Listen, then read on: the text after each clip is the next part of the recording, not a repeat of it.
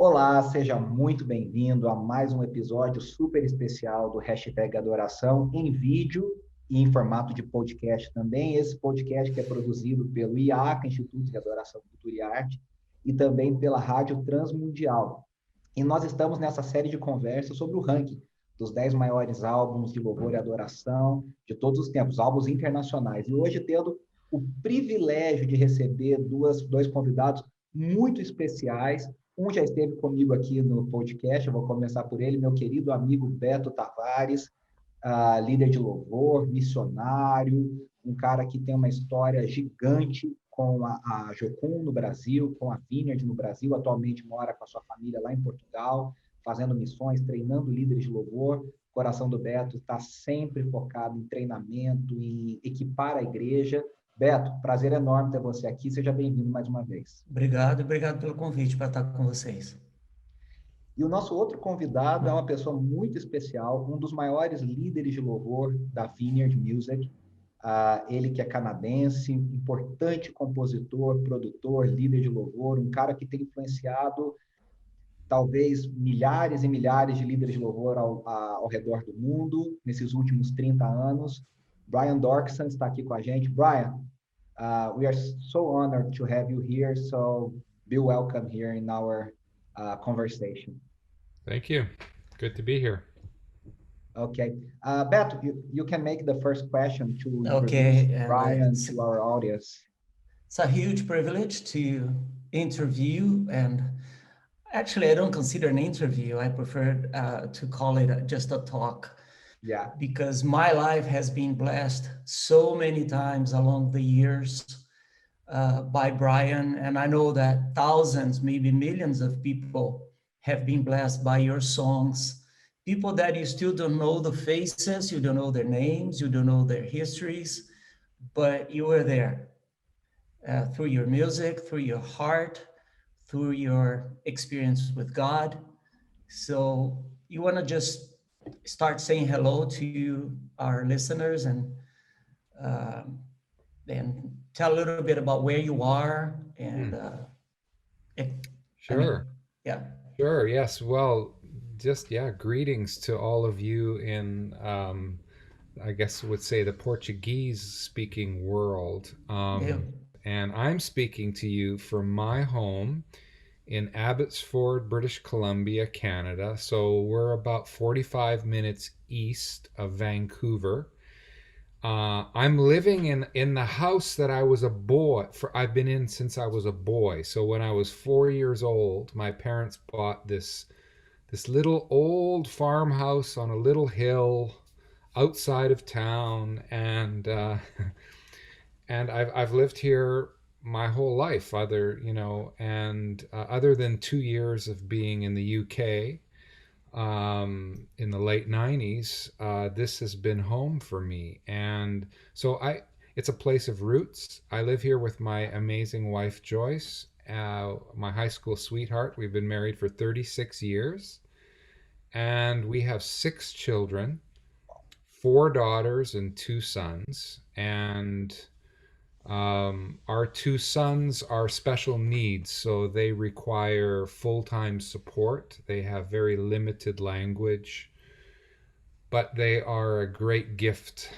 I always say they are the gift from God to us that teaches us that life is all about giving and receiving love, and not our accomplishments, not our resume. It's our relationships.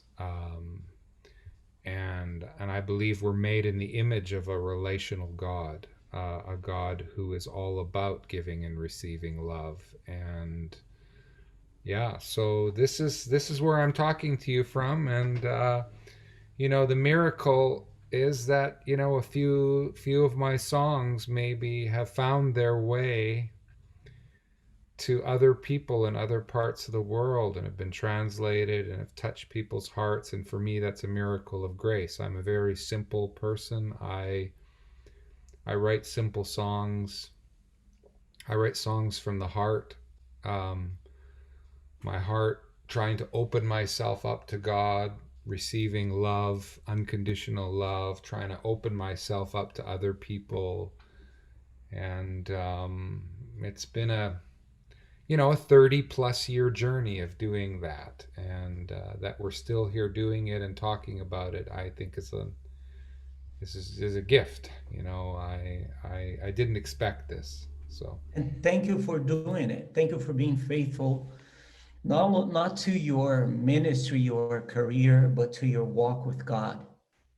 Because of this walk with God, there is love flowing to all the corners of the world. People are meeting God and gathering with him and feeling his presence because of so many of your songs. In a little while, we're going to talk about one of your songs that is very, very special. But because I'm your fan and because I have listened to your songs for over 25 years, maybe more than 30 years, since the 80s, maybe, I have a question, because I see that you have this thing with the Father heart of God. You are a son, and you portray yourself as a son, as someone who comes to the Father, someone who comes to his arms, someone who comes to get strength and identity. What does that mean to you? Is that right? Is that something that you agree that is one of the spices of the content of your life? Yeah, I think that's well put. That's been my heart from the beginning. I I had my initial experiences with God, with hearing his voice, his whispers of love, right here. I can turn and I can look out this window and there's a hillside right here. And as a boy, I was 10, 11, 12 years old. And in the summer months, I would lie on the side of the hill, and I would, on summer nights when you could see the stars, and I would hear whispers like, you are loved, and you're my son, and these things. And I had these experiences, and then I would go to church with my family, and I wouldn't hear the whispers anymore. I would feel I don't know, formal kind of like religion that was it wasn't personal, it wasn't relational. Now, of course, some of it was, I just didn't understand all of it yet, but I had these experiences with God, and I think they planted seeds in me that if I would ever get a chance to lead or create anything, that I wanted to put that relational heart at the heart of anything and everything that I did. And then I started getting more and more revelation about the beautiful metaphor throughout Scripture of the Father heart of God, and of course there's moments in Scripture where it's like the mother heart too. It's this parental, compassionate, I know you, I love you unconditionally. And some have asked me, well, did you have a really difficult relationship with your earthly father that you turned to this theme? Well, no, my father was a good father, but he wasn't a very emotional father. Okay, I come from Dutch German heritage, where one of their slogans was to show emotion is weakness. Yeah. And it took my dad and me into my adult life to have a really tender, expressive relationship with each other. And now we have it, and it's beautiful. But it took a long time to get there. So my focusing on this in my songs and my ministry wasn't because I had a bad example or the perfect example. It was what I experienced with God, and I wanted to share it. And I also saw, I think, in our culture at large, a great fatherlessness, a wound, an absence, and I believe that, some of the words of Jesus, you know, that when he talks about I and my Father, we will come to you and we will make our home with you, in you, this sense of that sonship, whether you're a daughter or you're a son, this is our destiny. And then of course eventually I had children of my own, precious daughter, my first daughter Rachel, who led to my first song, Father, I Want You to Hold Me, which led to my personal encounter with John Wimber, the leader of the Vineyard, who said my father was an alcoholic and he left when I was 4 years old. I've been waiting for a song like that. Could we publish it? And I was 23 years old and I said, what's publish? I don't know, And then he Other says, do you have times. any other songs? And I say, oh, I have one. It's called Faithful One. And he says, he'd never even heard it. He said, well, we'll publish that too. So I don't know. It's like this theme and this reality focusing more on the personal nature of God, the relationship, the love, and less on the grandeur and the almightiness of God. My focus has always been more on the love and on the relational side. It doesn't mean that God's not beyond comprehension and great. It just means that in Jesus, he chose to reveal himself in an intimate way. And Jesus himself, of course, when he prayed, he used this precious word, Abba, right? Yeah. Which is the word that a child used when they addressed their papa or their father, this Yeah. Abba. And so that's been Brian, the I'm listening to theme of my you. life. I'm listening to you and thinking in two main things. You make my task here very difficult. It was the same with Bob Fitz.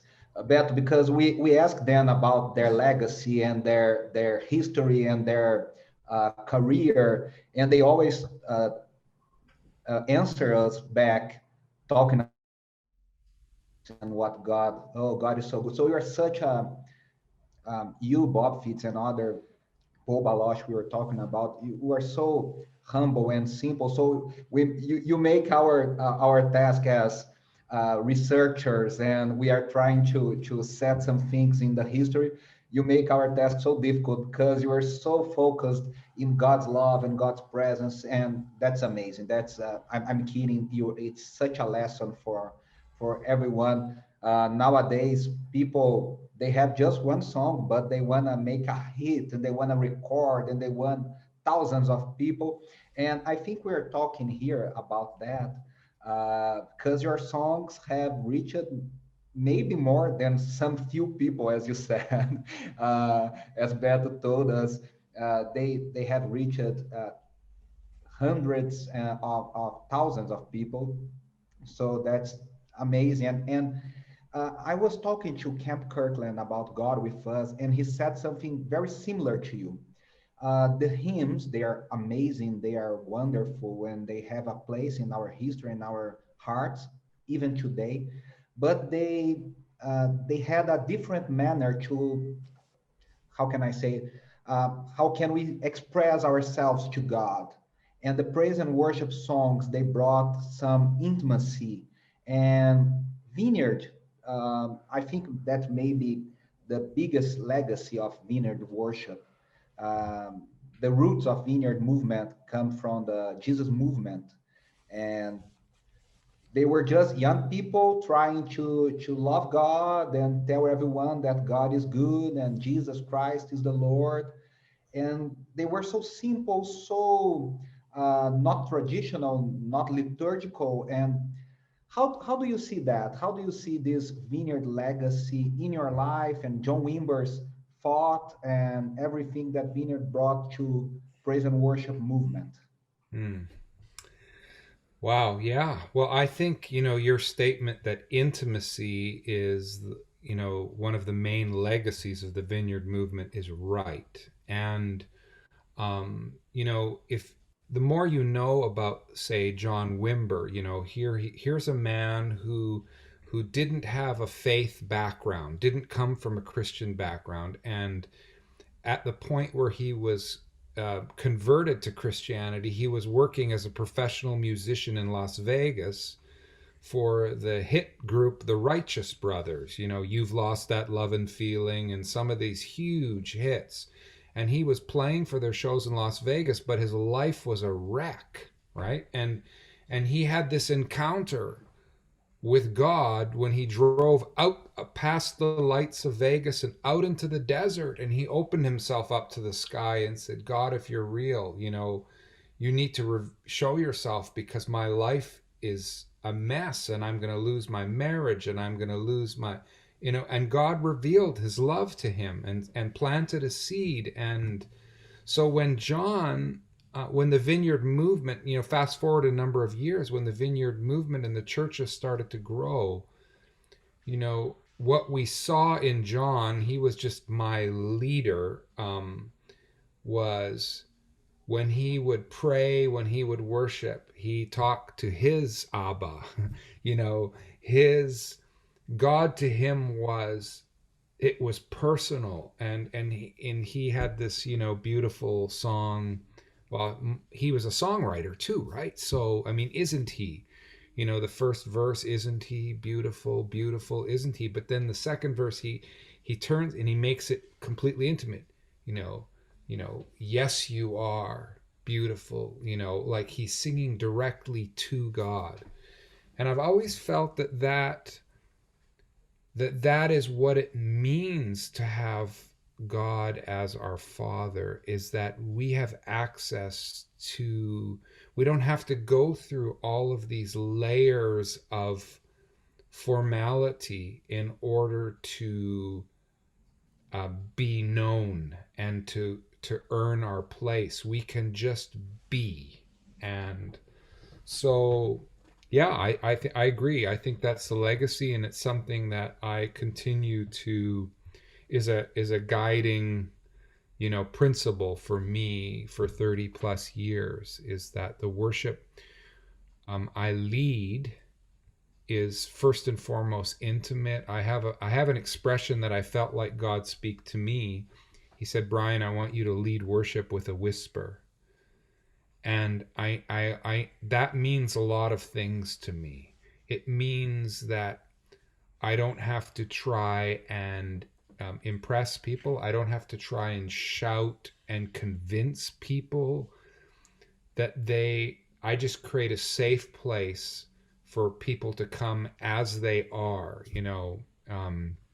In my song, Come Now's the Time to Worship, I use those words, come just as you are, right?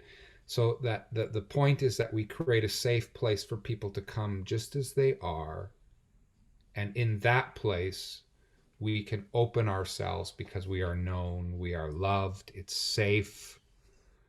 It doesn't mean that when I say it's safe, it doesn't mean that God is not beyond our control. He's not tame, but he's good, and he's trustworthy. And you mentioned now's the time, come now's the time, and I've seen other videos when you explained the origin, the source of that song, and we can tell that your songs go everywhere in the Bible. You almost don't repeat yourself. You learn from different psalms and other parts of the Bible, and you just transform those pieces of wisdom and experiences with God in songs. You respond to him. Would you like to tell what the source of Come Now Is the Time is, and how you interpreted those words? So we had just moved to London, England. We had tried launching a musical about the Father heart called Father's House. And we had succeeded at what's called a community theater level, but then we tried to take it a much bigger scale, professional level. It ended, we collapsed, we lost over $1 million, we lost our house. We were homeless with 5 young children, and we were offered a job in London, England. So we moved across the ocean to London. We arrived there. We didn't know anybody. And a few weeks into our time in London, one morning I went for my prayer walk in the city of London, and I was praying, just trying to wake myself up, and really in a season where I'm just barely hanging on to my faith, okay? But where else do I turn, right? And I'm walking, and all of a sudden the air is full of like electrical energy. It's like crackling. This presence is like swirling around me, and then I can hear it. Come, now is the time to worship. And I remember just like, now, like now, like come. And it's like this experience, and I'm weeping, and I'm having this, whatever word you want to use, a visitation. And I run back to the house, our rental house there in Southwest London, and I run up to the piano, and I start banging on the piano the notes, that come now is a da da da da, because I know in minutes I have to walk my children to school, and then I have to go to work. And I had to make sure I didn't forget this idea, So, and I didn't have any tape recorder. I didn't have any way of recording the idea. So I'm like banging it on the piano. And Joyce, my dear wife, is calling from down in the kitchen. Brian, 2 minutes. You got to walk the kids to school. Oh, I'm coming. I got a good idea here. Come. Anyway, yeah, so that's and then I over a few days I worked on that song, and I wrote it, and I brought into it these ideas of coming just as you are. Remember, because I was a mess. Like, I had gone through an incredible, not only the disappointment of trying to do this project that collapsed, but we just found out our son had Fragile X syndrome and would require help for the rest of his life. So the weight of the future, was piling in. And man, I tell you, like right now, like 2 days ago, we had another meeting with some of Benjamin, our son's caregivers, and there's some very, very difficult things happening right now with our son. And I go, the weight of the future continues, But in the midst of all of whatever, come, there it was. Just as you are. It's so powerful to understand the background of the song, and that was a great question. And you already answered other question I would make to you, how a Canadian worship leader ended up producing an album in London. But you already explained it. And I want to ask you, you talked about the song, Come Now Is the Time. But when we think about the album, do you agree with me that that album was or is one of the most remarkable albums from Vineyard Music? And I want to ask you if you agree with me, what makes that album so special? Mm. Well, first of all, I would say I see the Come Now's the Time along with Hungry, the follow-up project, as almost like one project, because for me it was the fruit of 2 years of me being friends with and mentoring up-and-coming songwriters and worship leaders in England, Ireland, Wales, Scotland, right? So, and I know that those projects went on to resonate with people. They became influential. But let me take you behind the scenes and tell you what we were doing and maybe some of why they resonated, okay? So remember, I arrived there in England, as I told you, a little bit broken. Okay, we had gone through some very deep suffering, and I had lost my own vision. So I said to myself and to my pastor and my boss, John Mumford, I said, I will do everything I can to serve your vision. Okay? What's your vision? Well, he said, well, my vision is I would love to see, worship leaders and songwriters from the UK write songs from within our churches for our churches, right? And I said, great. So I'd love to see that too. And so what I did was I sent out a note to all the pastors. So there were 75 or so churches. And I said, I want you to do something tricky. I want you to film your worship times on Sunday without the worship leader knowing you're filming them, okay? And this is, of course, way before online services like we're used to in COVID, where we're used to cameras being all... So much easier nowadays. Yeah, so much easier, man, I tell you. And they had to film these, put up cameras in secret places, and then create VHS cassettes and put them in the mail and send them to my office. I watched these videos, and it was both encouraging and very discouraging. The encouraging part is I got to meet some people through those videos. That's how I first heard Catherine Scott and Brenton Brown and all of these people who have gone on to write songs that people around the world have sung.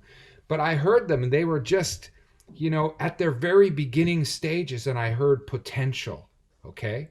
I also heard them singing a lot of songs that I was like, those don't really sound like you. So then what I did was, out of those 75 videos, I handpicked about 12 of the people, and I invited them all to come. And I said, I want to focus on you for the next 1 to 2 years as your friend, as your mentor. And I want to do everything I can to help you succeed as a songwriter, worship leader. So we started to get to know one another. And then one of the first questions I asked them was, what is your mother tongue? And I wasn't just talking about language, right? I was talking about what songs and music convey their heart song. Okay? And so then what we would do is we would sit around and we would listen to like all types of music and different artists. And I'm talking, mainstream and Christian, whatever. And they go, oh, listen to this. This sounds like us. And because one of the big premises is, I said to them, is I don't want you to keep on importing your expression from America and from Australia and from this and that. I want you here in the UK and Ireland and Scotland and Wales and England to create your own expression of worship that came from the soil of your culture and your heart, so that it sounds like you. And when you hear it, you go, oh, that's our song. And I said, I'm a Canadian. I'm not here to sing my song. I'm here to help you sing your song. What does it sound like? And we spent months and months doing it. We would meet every, month. And then every 3 months we would have a weekend long retreat, and then we start writing together. And we just started, and I kept on listening. What does it sound like? It's like, what is the sound of the UK at worship? What is that? And did it help to... Go ahead. Did it help to choose the songs for those projects, getting to know those people and their songs? Was that the way that you found to select the songs for those projects? So that's the next step. So every single song that goes on those projects, I know the people that wrote them, I know the story behind the song, and I'm walking with them through this whole journey. And so eventually there's like about 30 songs, right? Mm-hmm. Then I bring those 30 songs to a whole nother group of people, including John and Eleanor Mumford, the pastors of the movement, and just a very diverse group of people. And then I play them the demos of those songs, and then I watch how people respond, right? And then so I have my personal favorites, but I watch how these songs serve other people. And through all that process, that led to the song selection of Come Now's the Time, and the same process for the follow-up album, Hungry. And I actually resisted putting my song Come Now's the Time to Worship on that album, because the whole point was, for me, was to train them and to release their song. But John and Eleanor Mumford were like, but Brian, the Spirit of God is all over this song, and you are working with them, so you'll sing it with them, and they'll all be the singers and the musicians, and it's okay, like, because they had to basically make me put it on there. And that Brian, can I ask a question? Oh, you can. Okay, just because he's talking about the very essence of Come Now is the Time. Simplicity is one of the core values of the worship, the Vineyard Worship. We talk about that a lot in our churches. Wherever you go in the world, you may be in a different culture, in a different language, different architecture, but the values are the same. And you know that you are doing Vineyard Worship because of the core values. And simplicity, together with accessibility, is the first value. And Come Now is the Time is such a simple song. It's only 2 parts and a solo. And it's big, it's great. How do you relate simplicity with greatness as far as depth? Well, I mean, one of the things I say to songwriters often is that, simple and bad is very easy, right? Simple and great is very, very challenging. And it's about the simplicity on the other side of complexity.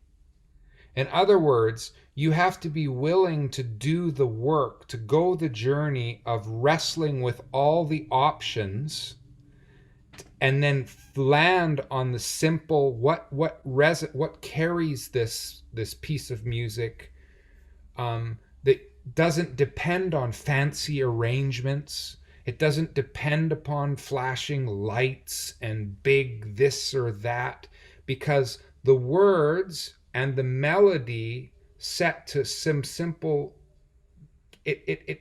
you can arrange it all kinds of ways because it's all there. It's in the essence of the song. And of course, I mean, in every genre of music, mainstream music, the great hymns of the past, Amazing Grace and everything, the greatest things are often the simplest.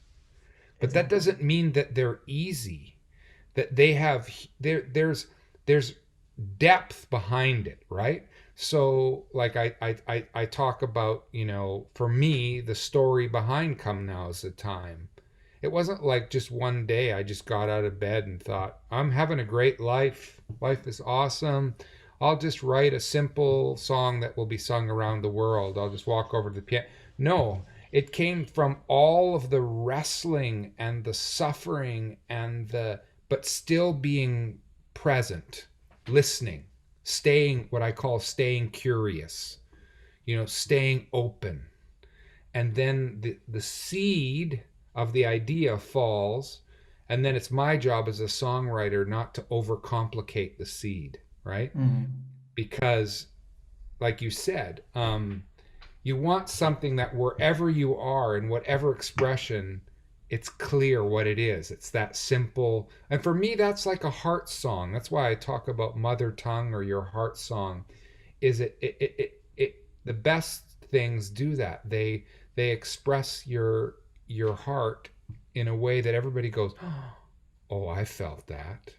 That's what I've wanted to say to God, but I didn't have the words. I didn't have the melody. And then, but it's simple, but it's not, but you know what I mean? It's on the other side of complexity. Like you've had to work through things in order to get that simple thing at the end. You have to work to make it simple to people. It's not just it's done and whatever it came. Simplistic. Yeah, and Yeah, for yeah. me, it seems that you were very successful mentoring these worship leaders and trying to give them their own language of worship and their sound. Because I can ask Beto. Beto, it's the perfect person to talk about that. Vineyard UK is one of the most remarkable vineyard music we have nowadays. We have Sam Lane, we have Catherine Scott, we have Brenton Brown, we have so many great songs. Mark And James. yes, and we have a lot of them. So, Beto, I think Brian was very successful in this mentoring and trying to help these people find their own language of worship. Well, Don't you? that's part of being a father to others, right?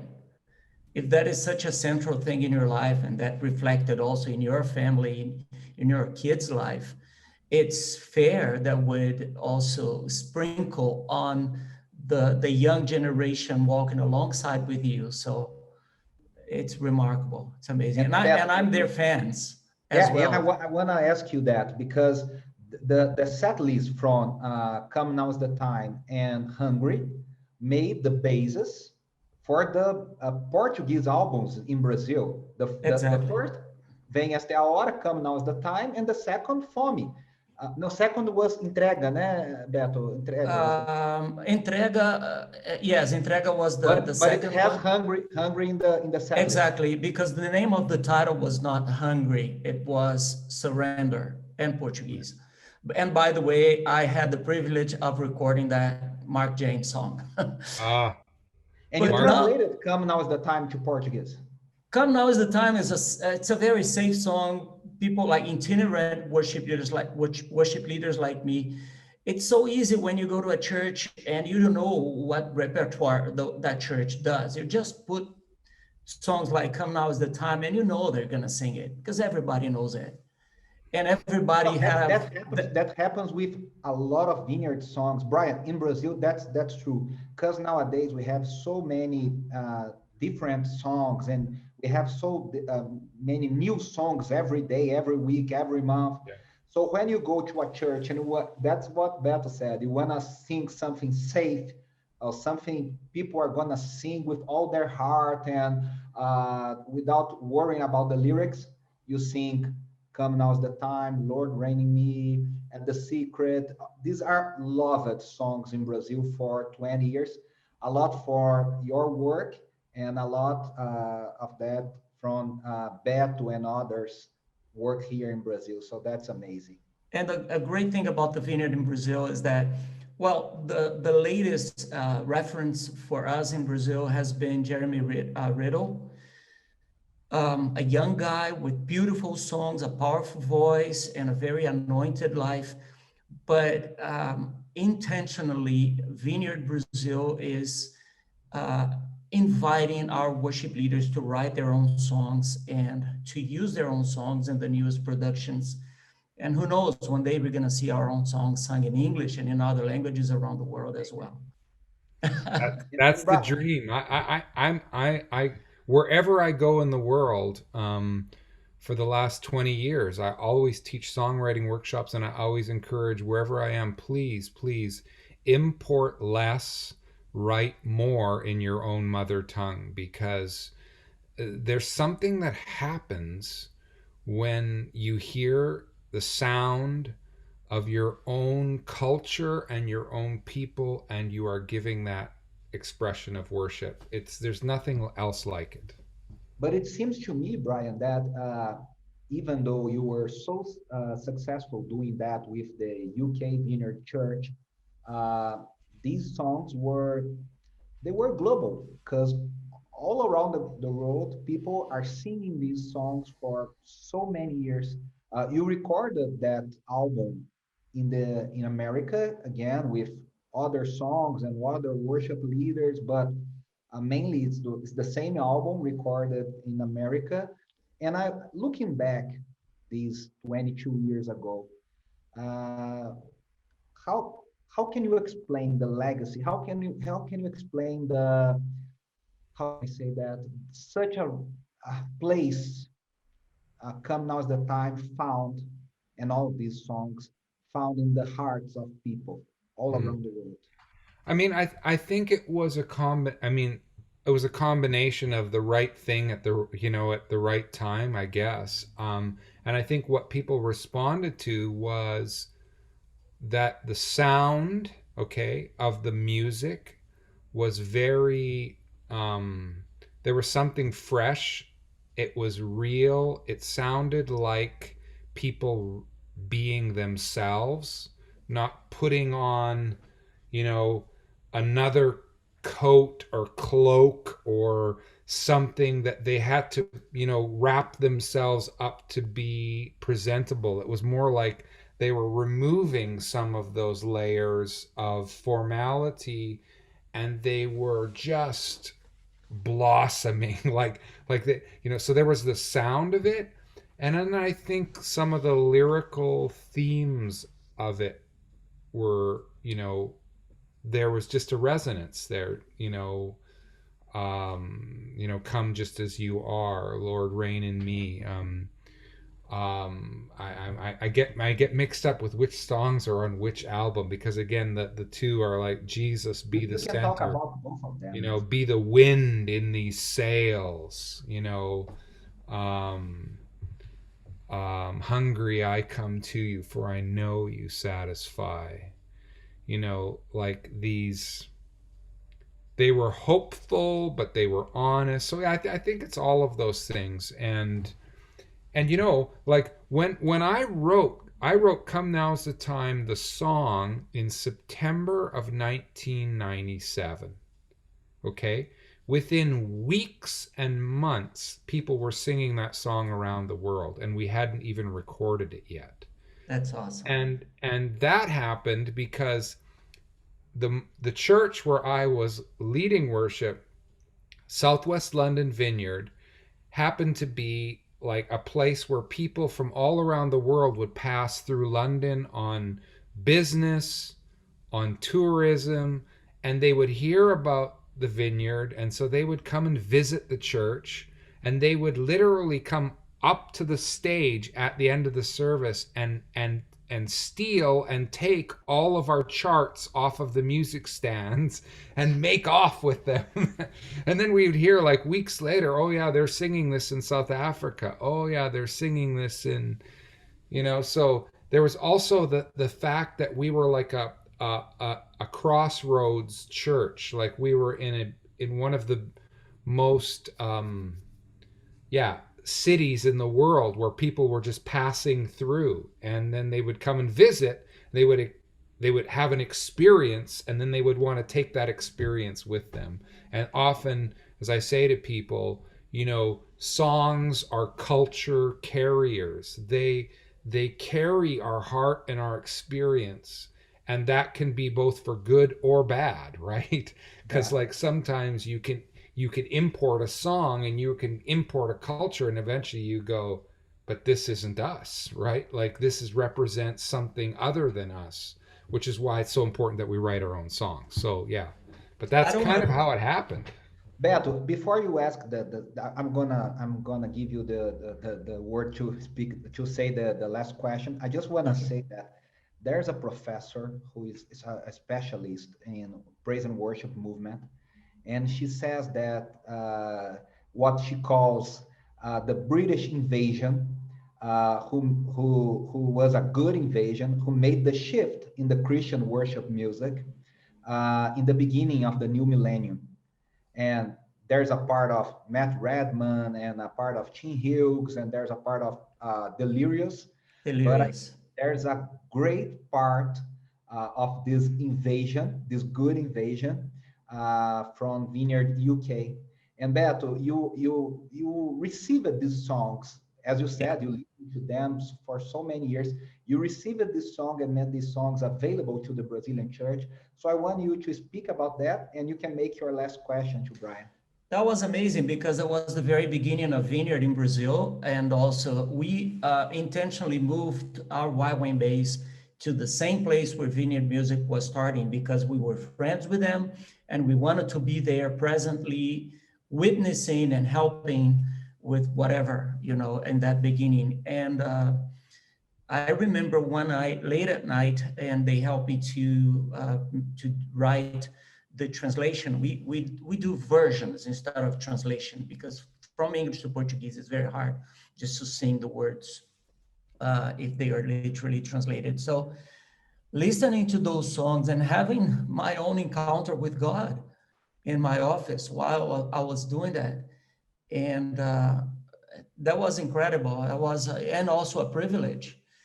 Now that I'm in Portugal and I teach worship teams, I have so many content that I learned from the Vineyard, learned from you, Brian. And I don't want to put the words in your mouth, but one of the videos that I heard, that I watched several years ago, one that was done by Dan Wilt, and that had you and Catherine Scott and I love them too. Brandon Brown and Matt Redman. You say something really interesting about "Come Now Is the Time." You relate the song to Psalm 42:2, when Dave asks, "My soul is thirsty for God. When I will come, and when I will be able to be in the presence of God." And then you answer with "Come Now Is the Time." What about now? What about just the way you are? Mm-hmm. And we want to talk a little bit about that theology, because that's amazing. It just inspires other worship leaders to write based on their reading on the Bible. Yeah. I have, ever since I was a boy, I had a very specific connection with the Psalms, because the Psalms were David and others' vulnerable, open expression of how they hungered for God, how they experienced God. And then if they didn't experience God, they expressed that too, right? They expressed it in "How long, O Lord, will you forget me?" or whatever it was. There was always this hunger, honesty, and availability of God in the moment. That it wasn't that God wasn't available. It was that we've turned one way, or we've turned aside, and the psalmist is saying, when can I go? Well, and again, and ultimately, I think Jesus is the one who really deeply answers this question. Mm-hmm. The answer is, when can I go? Well, now. The veil is open. Exactly. We can come boldly. We can, before the throne of grace, we can be who we are, knowing that we are deeply loved. And, this is, then the music that we express that with needs to stay in that kind of open relational. It needs to be that in lyrical phrases and in music, and that's what I've spent my life doing, and tried to encourage other people to do.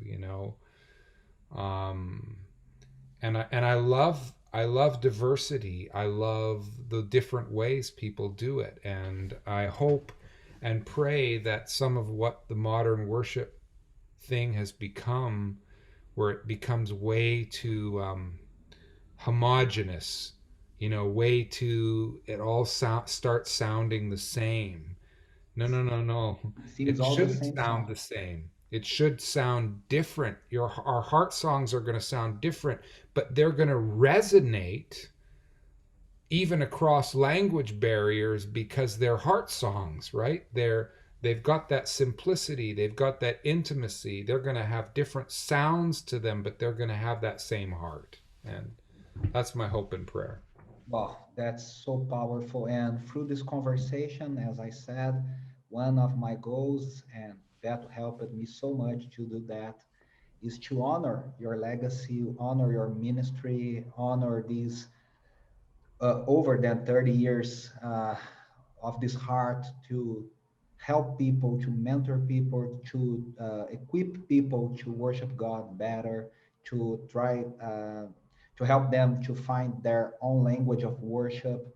So we want to honor you. We want to Praise God for your life, for your heart, this simple heart.